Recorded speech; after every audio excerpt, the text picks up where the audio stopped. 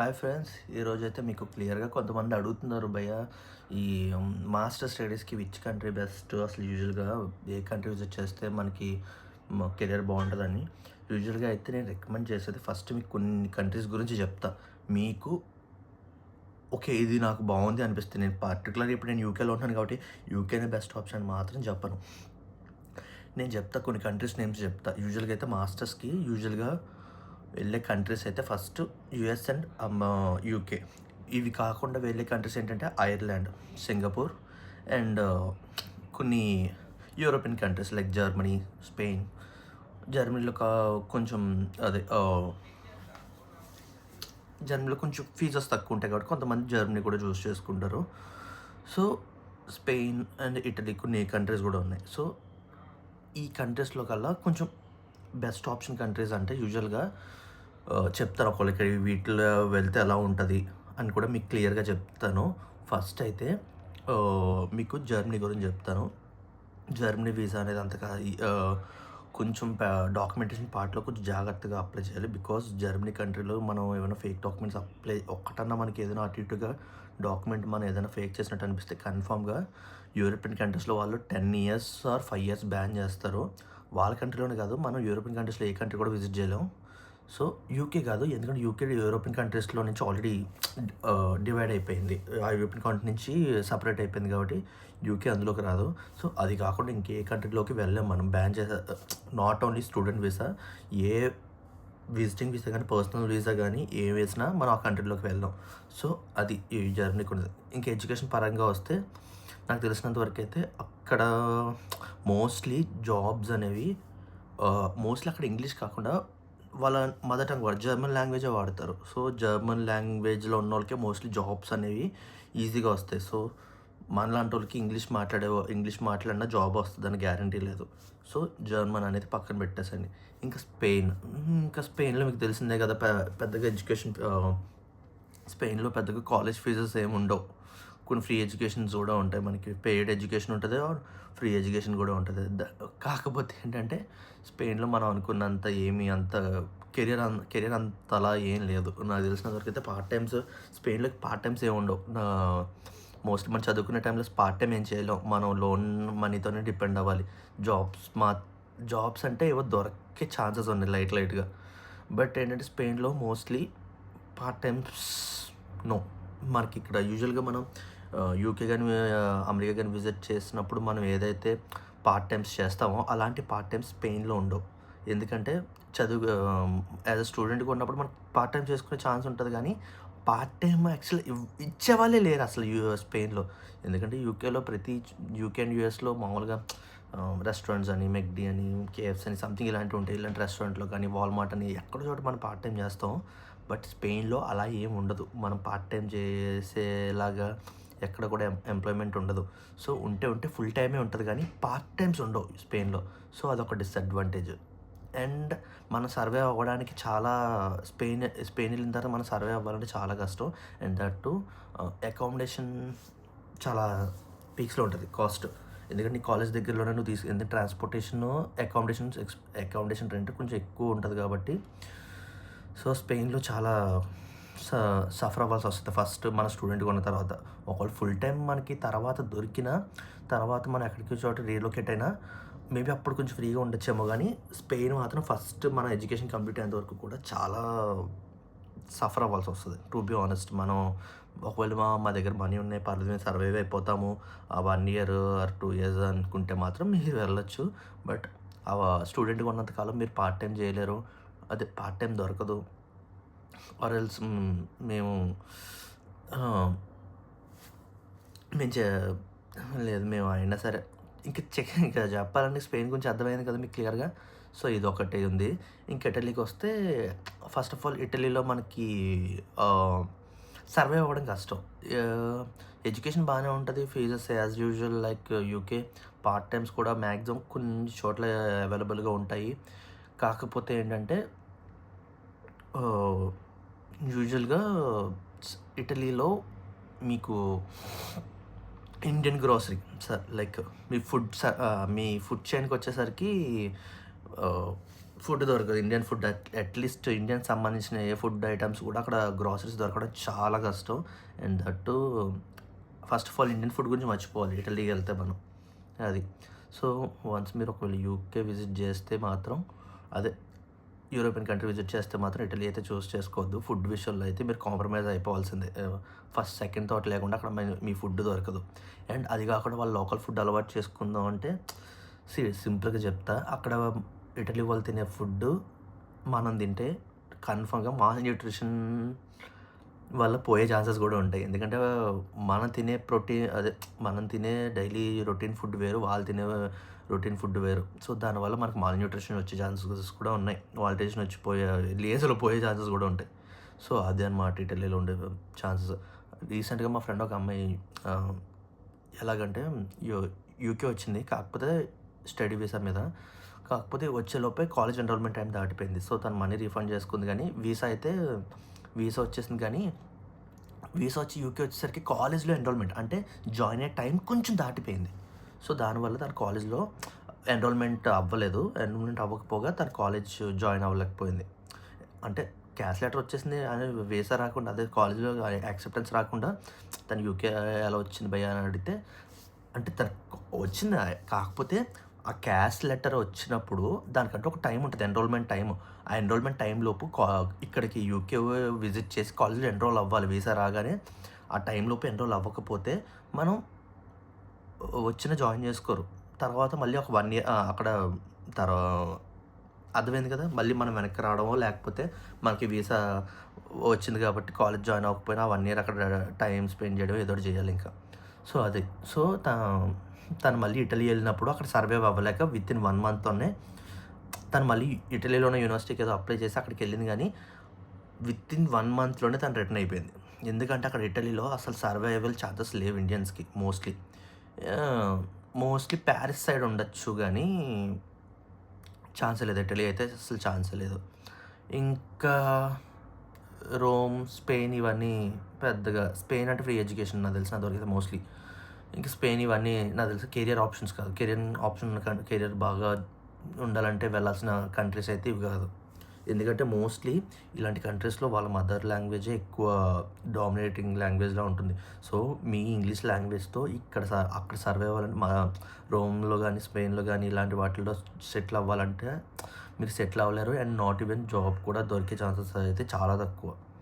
So, ఇంకా అటు ఇటుగా చూసుకున్నా మనకి ఇంకా ఐర్లాండ్ ఒకటి వచ్చేసింది. ఐర్లాండ్ కూడా బావుంటుంది నాకు తెలిసినంత వరకైతే. కాకపోతే వీసా విషయంలో మనం ఐర్లాండ్ స్టూడెంట్ వీసా అప్లై చేసినప్పుడు కొంచెం రావడానికి చాలా కష్టంగా ఉంటుంది. ఎందుకంటే మీ డాక్యుమెంటేషన్ వ్యాలిడేట్ చేయడం గానీ, వాళ్ళు హ్మ్, మీరు ఎక్కడ ఎలా పెట్టినా సరే వాళ్ళు ఈజీగా కనిపెట్టేస్తారు. వన్స్ మీరు ఏదైనా ఫేక్ డాక్యుమెంట్ వాళ్ళకి ఇది ఫేక్ అనిపించిందా కన్ఫర్మ్‌గా 5 ఇయర్స్ బ్యాన్ చేసేస్తారు. లేదా సపోర్ట్ డాక్యుమెంట్ ఏదైనా ఒకవేళ ఇది రియల్ డాక్యుమెంట్ కాకపోతే ఇది రియల్ అని చెప్పడానికి ఏదైనా సపోర్ట్ డాక్యుమెంట్ తర్వాత అడిగినా అది మనం ప్రొవైడ్ చేయలేకపోతే కష్టం. వన్స్ ఐర్లాండ్ వీసా ప్రాసెస్ అనేది కష్టం గానీ, ఐర్లాండ్ ఎళ్తే సెటిల్ అవ్వడం పెద్ద కష్టం ఏం కాదు. ఐర్లాండ్ కూడా మంచి ఆప్షనే కెరియర్‌కి. మీకు మంచిగా స్టూడెంట్ వీసాలోనే మీరు మంచిగా పార్ట్ టైమ్ ఎలా యూకేలో చేసుకుంటారో అలాగే చేసుకోవచ్చు. అండ్ దట్ టూ తర్వాత జాబ్ విషయంలో కూడా కొంచెం సేమ్ యూకేలో ఎలాగుంటుందో అది కూడా సేమ్ అలాగే మీరు జాబ్ ట్రై చేయొచ్చు అక్కడ మంచిగా. సో, అదనమాట. ఇంకా అది కాకుండా ఆహ్, ఇంకా ఇటొచ్చేసి నేను ఇంకా అమెరికా గురించి చెప్తాను. ఇంకా ఫస్ట్ ఆఫ్ ఆల్ ఇది చెప్పిన తర్వాత మీరు అమెరికాలా వెళ్ళకూడదా అని మీకు క్లియర్‌గా అర్థమైపోద్ది.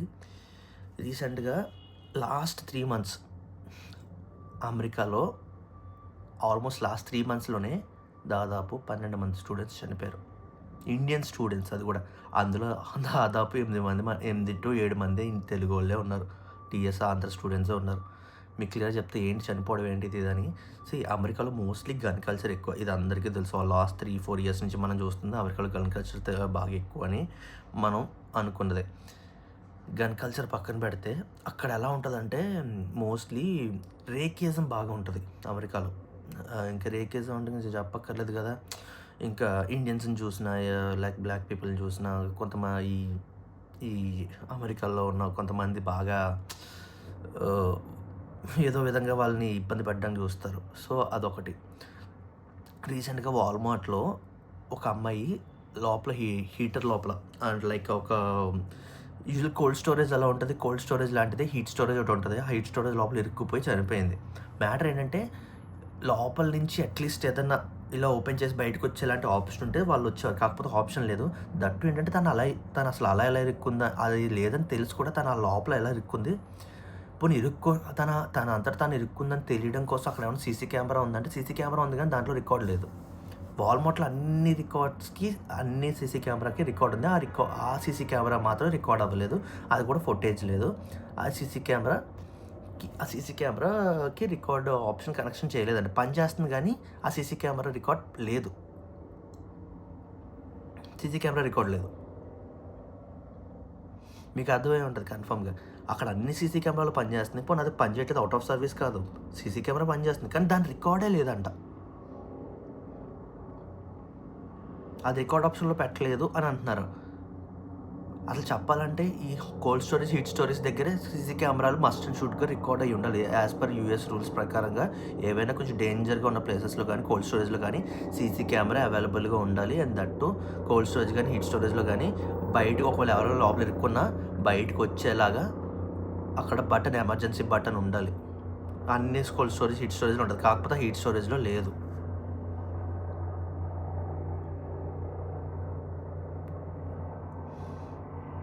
సో, అప్పుడే అర్థమైంది. అది గాకుండా ఆ వాల్మార్ట్‌లోనే చనిపోయిన అమ్మాయి గాకుండా రీసెంట్‌గా వాల్మార్ట్‌లో వాల్మార్ట్‌లో షాపింగ్ చేసి ఇంటికెళ్తున్న ఒక అబ్బాయి ఇండియన్ స్టూడెంట్‌ని ఎవరో గాని అటాక్ చేసి రాబర్స్ కన్ఫర్మ్‌గా అతన్ని చంపేశారు. అది పక్కన పెడితే మోస్ట్‌లీ రీసెంట్‌గా ఇంకొక అతనైతే ఈవెన్ మోస్ట్‌లీ ఎవరైనా ఎలోన్‌గా దొరికినప్పుడు ఒక స్టూడెంట్ ఏమో మిస్ అవ్వడం, ఇంకో స్టూడెంట్ ఏమో కిడ్నాప్ అవ్వడం, ఇంకో స్టూడెంట్ అయితే ఇలా మోస్ట్‌లీ ఇంకింతే. ఇంకా అమెరికా అంటేనే ఆల్మోస్ట్ అది కూడా ఇంకా ఉగ్రవాద దేశం కింద మారిపోతుంది ఉండే కొద్దీ. అది యునైటెడ్ స్టేట్స్ ఆఫ్ అమెరికా అని ఇంతకుముందు ఒబామా ఉన్నప్పుడు టైంలో చెప్పొచ్చేమో. ఇప్పుడున్న టైంలో అమెరికా ఎలా ఉందంటే, అది కూడా ఒక ప్రైమరీ సోర్స్ ఆఫ్ టెర్రరిస్ట్ కంట్రీలో అయిపోయేలా ఉంది. మన ఇండియాలో కనీసం ఒక పర్సన్ దగ్గర లైసెన్స్డ్ గన్ ఉంటేనే లైసెన్స్డ్ గన్ ఇవ్వాలంటేనే కింద మీద పడి ఆలోచిస్తారు. అలాంటిది యూఎస్‌లో ఎవరి దగ్గర పడితే వాళ్ళ దగ్గర గన్ ఉంటది.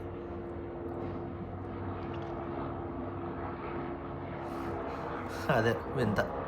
ఆ గన్ ఇంకో విషయం చెప్పాలంటే వాళ్ళు బుల్లెట్స్ ఇక్కడ మనం ఏదైనా ఒక లైసెన్స్డ్ గన్ వాడితే పోలీసుల గన్నులు వాళ్ళు వాడినప్పుడు వాళ్ళు ఎలా అసలు షూట్ చేయడానికి ఛాన్స్ లేదు. అది కూడా ఎమర్జెన్సీ పర్పస్‌లో తప్ప ఏదన్నా ఒక మనిషి అటాక్ చేస్తున్నప్పుడు, లేకపోతే ఏదన్నా ఒక మనిషి ఇంకో మనిషిని అటాక్ చేయడం అనుకో, చంపడానికి ఇలాంటి థాట్స్ ఉన్నప్పుడు పోలీసులు గన్ వాడాలా? ఒకళ్ళు వాడినా ఆ బుల్లెట్‌కి లెక్క చెప్పాలి. ఎన్ని బుల్లెట్స్ వాడారు? ఎలా వాడారు? ఏంటని లెక్క చెప్పాలి. అలా లెక్క చెప్పలేకపోతే వాళ్ళని సస్పెండ్ చేయడం గట్టా చేస్తారు పోలీసులు వాళ్ళని. కానీ అమెరికాలో ఎవడు గన్ ఎలా వాడినా, బుల్లెట్స్ ఎన్ని రకాలుగా వాడినా ఎవడికి లెక్క చెప్పాల్సిన పని లేదు. పోకిరి సినిమా డైలాగ్ అంటాడు కదా, నువ్వు లెక్క చెప్పాలి కదా, కానీ నేను ఎవరికి లెక్క చెప్పాలి, ఎలా పడితే అలా వాడచ్చు అని చెప్పేసి ఒక డైలాగ్ ఉంటుంది కదా. అమెరికాలో కూడా అంతే, ప్రతి ఒక్కడు పోకిరియే. సో అది అమెరికా అంటే. ఇంకా ఇది తెలిసి కూడా కొంతమంది స్టూడెంట్ వీసాలు అప్లై చేస్తున్నారు రీసెంట్ ఇంటెక్లో కూడా. ఇది తెలిసి కూడా కొంతమంది ఇంకా స్టిల్ స్టూడెంట్ వీసాలు అప్లై చేస్తున్నారు, వెళ్తున్నారు. ఆ వెళ్ళిన స్టూడెంట్ ఆ వాల్మార్ట్ ఇష్యూ జరిగిన వెంటనే దాని తర్వాత ఇంటేక్కి కొంతమంది స్టూడెంట్స్ వెళ్ళారు. ఆ వెళ్ళిన స్టూడెంట్లో ఒక స్టూడెంట్ మిస్ అయ్యాడు యూఎస్‌లో.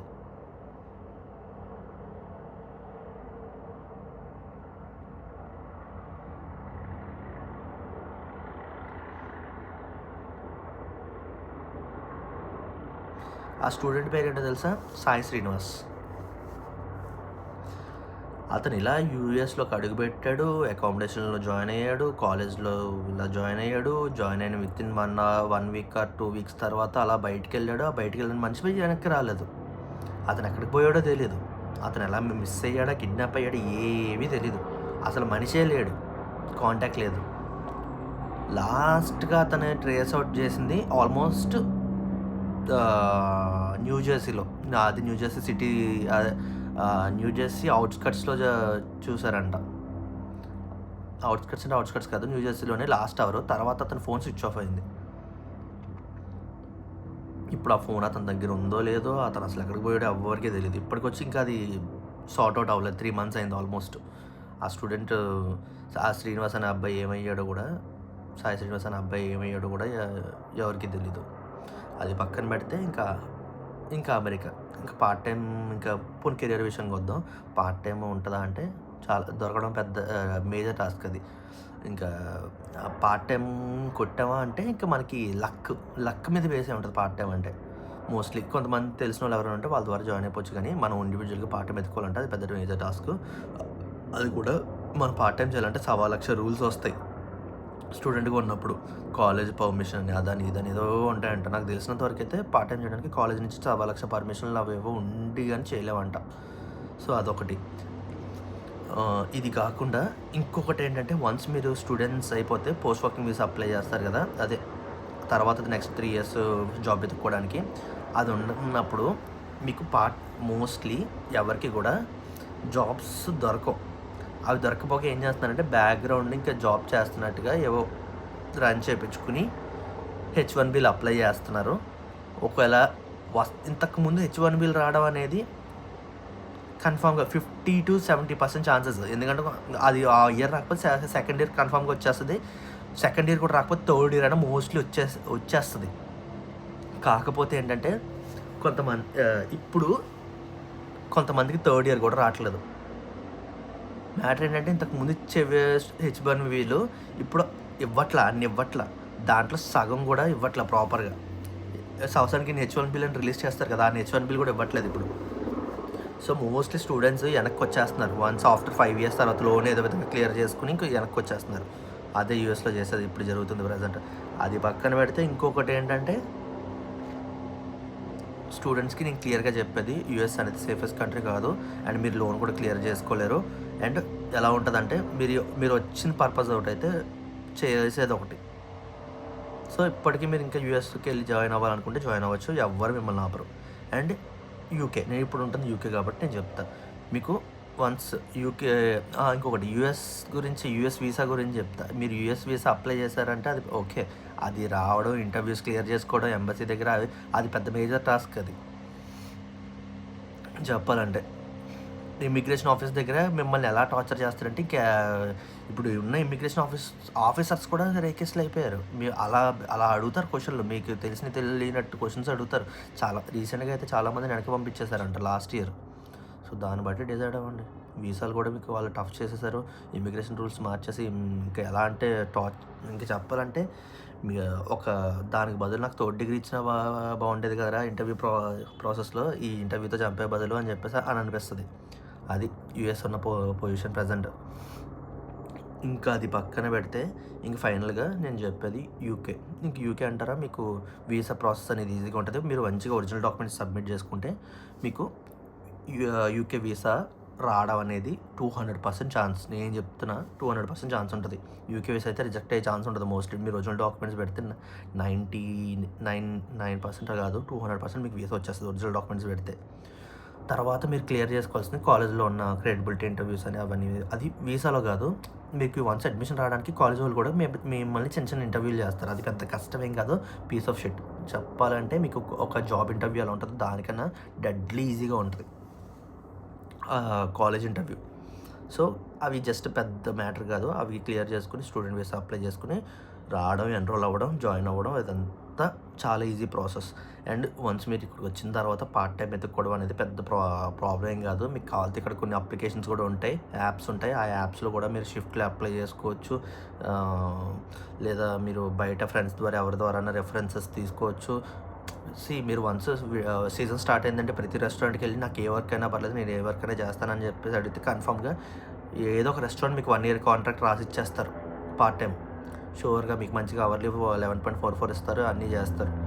పార్ట్ టైం రావడం అనేది పెద్ద కష్టమేం కాదు యూకేలో. అండ్ తర్వాత వచ్చేసి వన్స్ మీది పార్ట్ టైం స్టూడెంట్‌గా ఉన్నప్పుడే మీరు మంచిగా స్టార్టింగ్‌లోనే ఎర్లీగానే పార్ట్ టైం వచ్చేసిందంటే మీరు స్టూడెంట్‌గా ఉన్నప్పుడే కొంచెం ఫీజు క్లియర్ చేసేసుకుంటారు. అదే మీ లోన్‌లో కొంచెం అమౌంట్ ఆల్మోస్ట్ 25% క్లియర్ చేసేసుకుంటారు. 30% మ్యాక్సిమం 30-40 35% క్లియర్ చేసేస్తారు మీ ఎడ్యుకేషన్ లోన్‌లో. 30% కన్ఫామ్‌గా క్లియర్ చేసేసుకుంటారు వన్స్.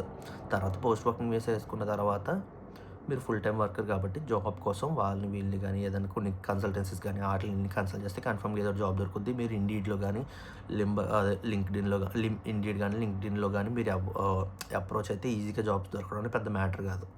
కన్ఫర్మ్‌గా ఇలా ఈ జాబ్ వెబ్‌సైట్స్ ఉంటాయి కదా! మన సైడ్ ఎలా దొరుకుతదో ఇక్కడ కూడా అంతే సేమ్. ఇండీడ్‌లో గానీ వీటిల్లోకి వెళ్తే కన్ఫర్మ్‌గా మీకు ఎక్కడో చోట కన్ఫర్మ్‌గా జాబ్ దొరికే ఛాన్సెస్ కన్ఫర్మ్‌గా 50-60% ఛాన్సెస్ ఉంటాయి. అందరికీ దొరికే ఛాన్సెస్ ఉంటాయి. కష్టపడాలంతే. మనకు తెలీదు ఇలా ఎలా అప్లై చేయాలి? ఎందులో అప్లై చేయాలి?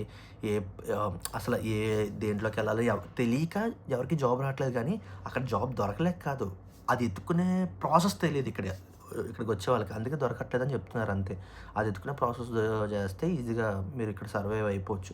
వన్స్ మీకు జాబ్ వచ్చిన తర్వాత మెల్లగా స్కిల్ వర్కింగ్ వీసా మీద 5 ఇయర్స్ ఉన్న తర్వాత మీరు గ్రీన్ కార్డ్ అప్లై చేసుకోవచ్చు. గ్రీన్ కార్డ్ రావడం కూడా పెద్ద కష్టమేం కాదు. మీరు స్కిల్ వర్కింగ్ వీసా మీద 5 ఇయర్స్ ఉంటే మీరు గ్రీన్ కార్డ్‌కి ఎలిజిబుల్. మీరు గ్రీన్ కార్డ్ కూడా అప్లై చేసి ఇంకా జాబ్ మానేసి మీరు మీకు ఇష్టం వచ్చిన జాబ్ చేసుకోవచ్చు ఇక్కడ యూకేలో. సో అదనమాట. సో యూకేలో ఇంకో విషయం చెప్పాలంటే మీకు యూకే పౌండ్ వాల్యూ ఆల్మోస్ట్ 110కి వచ్చేసింది లాస్ట్ 2 మంత్స్ బ్యాక్. ఇప్పుడు మళ్ళీ 108లోనో 107లోనో ఉంది present. Two two two rupees ఎంతో తగ్గింది అంతే. బట్ ఇంతకు ముందు నేను వచ్చినప్పుడు ఇక్కడ యూకే పౌండ్ వాల్యూ ఎంత ఉండేదంటే ఆల్మోస్ట్ 101, 100 అలా ఉండేది అంతే. ఆల్మోస్ట్ 104 అనేది రేరు. నేను వచ్చినప్పుడు అంత కూడా లేదు. 104 కూడా లేదు. ఇప్పుడు సడన్గా ఉన్న పలంగా 8-9 రూపీస్ పెరిగిపోయింది, ఇంక్రీజ్ అయిపోయింది ఆల్మోస్ట్. సో మీకు పౌండ్ వాల్యూ అనేది అప్కమింగ్ టైంలో నెక్స్ట్ వచ్చే 1 or 2 ఇయర్స్లో పౌండ్ వాల్యూ కూడా మీకు ఆల్మోస్ట్ 120 రూపీస్ వెళ్ళే ఛాన్సెస్ కూడా ఉన్నాయి. 120, 125 కూడా అంటున్నారు. అప్కమింగ్ 2-3 ఇయర్స్లో కూడా ఇది యూకే ఎకానమీ ఇంకా ఇంక్రీజ్ అయ్యే ఛాన్సెస్ ఉన్నాయి. వాళ్ళకి ఇంకా 125 పౌండ్ వాల్యూ 125 రూపీస్ పెరిగే ఛాన్సెస్ కూడా ఉన్నాయంట. ఇలా పెరిగితే మనకు యూకేలో ఉండే వాళ్ళకి అడ్వాంటేజ్ ఏంటంటే ఎర్న్ చేసుకుని ఇండియాకి ఈజీగా లోన్ క్లియర్ చేసుకోవడానికి ఇండియన్ కరెన్సీలో ఎక్కువ కరెన్సీ మార్చడానికి ఈజీగా ఛాన్స్ ఉంటుంది. సో మనం ఎక్కువ సంపాదించడానికి ఈజీగా ఉంటుంది మన ఇండియన్స్ కాబట్టి. సో మీరు ఈ లోన్ కూడా క్లియర్ చేసుకోవచ్చు, తొందరగా సెటిల్ అవ్వచ్చు. అంటే మీకు పౌండ్ వాల్యూ పెరిగితే సెటిల్ అయ్యే ఛాన్సెస్ ఫాస్ట్గా ఉంటాయి కదా. మీకు టైం అనేది ఇంకా సేవ్ అవుతుంది అది. సో యూకే వల్ల బెనిఫిట్స్ ఇవి. డిసడ్వాంటేజెస్ ఏంటంటే ఫోన్ దొబ్బేస్తారు ఇక్కడ. మీరు ఏదైనా ఫోన్ లూజ్గా పట్టుకుని అలా రోడ్డు మీద నడుచుకుంటూ వెళ్తే ఫోన్ లాక్కుని వెళ్ళిపోతారు. ఎక్కడ కూడా దొంగతనం జరగదు. ఎక్కడ మీరు ఎలోన్గా స్ట్రీట్లో కనిపించినప్పుడు ఎవరైనా 4 పీపుల్ ఉంటే మిమ్మల్ని రాబ్ చేయడానికి ట్రై చేస్తారు. బట్ చంపే ఛాన్స్ ఏముండదు కానీ మిమ్మల్ని రాబరీ చేసి వెళ్ళిపోతారు. మోస్ట్లీ మిమ్మల్ని ఏమీ చేయరు. మీరు వాళ్ళు అడిగినవి ఇచ్చేస్తే అసలు మిమ్మల్ని ఏమీ చేయరు. సైకిల్ దొంగతనం, మొబైల్ దొంగతనం అంతకు మించి పెద్ద ఏం చేయరు ఇక్కడ. నాకు తెలిసినంత వరకు అయితే చెప్పాలంటే సేఫ్. దొంగలకు కూడా ఒక ఎథిక్స్ ఉన్నాయి ఇక్కడ వాళ్ళ మీద. వాడు ఏదైనా దొంగతనం చేయడానికి వచ్చినప్పుడు మీరు డిఫెండ్ చేసుకుంటే కన్ఫర్మ్గా డిఫెండ్ చేసుకునేలాగే మీకు టఫ్ ఇస్తాడు. సో అది తప్ప మీరు ఒకవేళ అడిగింది ఇచ్చేసారనుకో, ఫోన్ కానీ సైకిల్ కానీ, కన్ఫర్మ్గా మిమ్మల్ని ఏం చేయకుండా జాగ్రత్తగా తీసుకుని left and right cat walk చేసుకుంటూ వెళ్ళిపోతాడు మిమ్మల్ని ఏమీ చేయకుండా. కానీ యూఎస్లో అలా కాదు. వన్స్ మీ దగ్గర రాబరీ చేస్తే వేరే కంట్రీస్లో అయితే కన్ఫామ్గా మిమ్మల్ని చంపేయడం ఏదో చేయడమో చేస్తారు. సో అది మాత్రం జాగ్రత్తగా మైండ్లో పెట్టుకుని మీకు యూకే వెళ్ళాలని ఉందా, ఐర్లాండ్ వెళ్ళాలని ఉందా, లేకపోతే జర్మనీ కానీ స్పెయిన్ కానీ ఇంకో ఉన్నాయి కదా, వీటిలో ఎక్కడైనా వెళ్ళాలని ఉంటే వెళ్ళండి. But choose wisely. మీరు ఎందుకంటే సెటిల్ అవ్వడానికి వస్తున్నారు, అంత లక్షలు ఖర్చు పెడుతున్నారు కాబట్టి ఏది కూడా ఈజీ డెసిషన్ తీసుకుని వాళ్ళు చెప్పారు వీళ్ళు చెప్పారు అని వెళ్ళొద్దు. మీ ఓన్ డెసిషన్ మేకింగ్ అనేది వాళ్ళ వీళ్ళ డెసిషన్ ద్వారా వస్తే అనవసరంగా వాళ్ళు చెప్పింది విన్నానని చెప్పేసి మీరు రిగ్రెట్ అయ్యే ఛాన్స్ ఉంటుంది. కాబట్టి మీరు ఓన్గా డెసిషన్ తీసుకుని మీరు ఓన్ రీసెర్చ్ చేసి అప్పుడు వెళ్ళండి. అది బెస్ట్ ఆప్షన్. సో ఈ ఇన్ఫర్మేషన్ వల్ల మీకు ఏదైనా యూజ్ అయింది, ఓకే బెస్ట్ అది ఇది అని అనిపిస్తే మాత్రం ఈ వీడియోని కూడా కొంతమంది మీ ఫ్రెండ్స్కి ఎవరైనా షేర్ చేయండి. అబ్రాడ్ ఎడ్యుకేషన్కి ప్లాన్ చేసే వాళ్ళు ఎవరైనా షేర్ చేయండి. వాళ్ళకి కూడా కొంచెం యూజ్ అవుతుందేమో. చూస్ చేసుకునే కంటెంట్ బట్టి వాళ్ళకి ఏదైనా కొన్ని థాట్స్ ఇంకా డౌట్స్ రావచ్చేమో. ఒకవేళ మీకు డౌట్స్ వస్తే కామెంట్ సెక్షన్లో కామెంట్ చేయండి. నేను ఏదైనా మిస్ అయ్యాను అనిపిస్తే నేను దానికి కూడా కామెంట్స్లో రిప్లై ఇస్తాను. ఒక కామెంట్స్లో రిప్లై ఇవ్వలేకపోతే నాకు నా బయోలో నా ఐడి ఉంటుంది, ఆ ఐడికి కూడా మెసేజ్ చేయండి. నేను ఇన్స్టాలో కూడా రెస్పాండ్ అవుతాను. సో ఇంకా ఫర్దర్గా మీకు ఏమైనా ఇన్ఫర్మేషన్ కావాలంటే నన్ను మాత్రం అప్రోచ్ అవ్వండి. కన్ఫామ్గా నేను రిప్లై లేట్ అయినా కన్ఫామ్గా రిప్లై మాత్రం ఇస్తాను, పక్కా ఇస్తాను. లేట్ అంటే పెద్ద లేట్ ఏం కాదు, కన్ఫామ్గా ఇస్తాను. సో డౌట్స్ వస్తే మాత్రం కన్ఫర్మ్గా అడగండి. Thank you guys. సబ్స్క్రైబ్.